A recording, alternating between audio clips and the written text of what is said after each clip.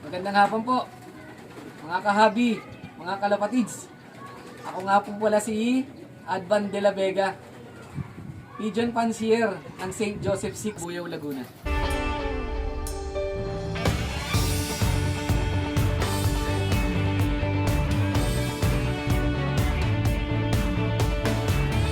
Last year, nagkaroon ako ng pagkakataon makapaglaro, at nakarating naman ang ibon ko hanggang Santa Ana, Cagayan, sa North.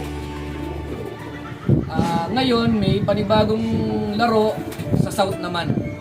Nag-start akong magkalapate, high school days ko. So, after nun, dahil nagka-work, tumigil, bumalik na after nung matapos ko na yung mga work ko. So, bali ang hawak kong mga linyada ngayon, yung mga galing sa pinsan ko na mga ginamit niya rin sa race nila. Mga Biberman, Jansen, tsaka mga Saldi Line. Sir Advan, yung lop po ninyo, kailan po ito naitayo dito at anong sukat po? So, bali may mahigit isang taon na rin yan.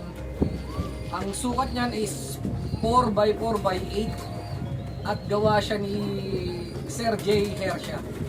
Sa ngayon po, ang laman ng loop ko is South race at saka yung parating na summer race na mga ibon na nakalagay sa loob ko ngayon. So yun yung ginagamit ko ngayon at pinalilipad ko.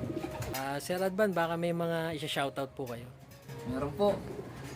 Shoutout po sa mga nakatulong sa akin, lalo na sa race.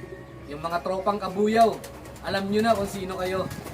Lalo na sa pinsan ko na si Army Casela at si Loy Marlon. Thank you. Salamat sa suporta at tulong. Ayun mga kahabi, maraming salamat sa pagpapaunlak ni Sir Advan de la Vega. Biglaan yung vlog ko dito.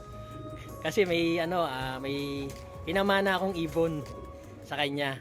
Ayun, maraming salamat Sir Advan. Walang kakaba-kaba sa una lang.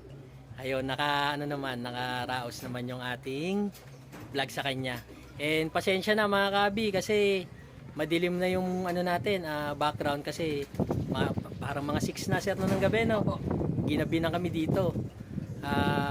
Muli Sir Advan, good luck sa mga darating mong race at good luck sa mga breeding mo. Ayan, maraming salamat.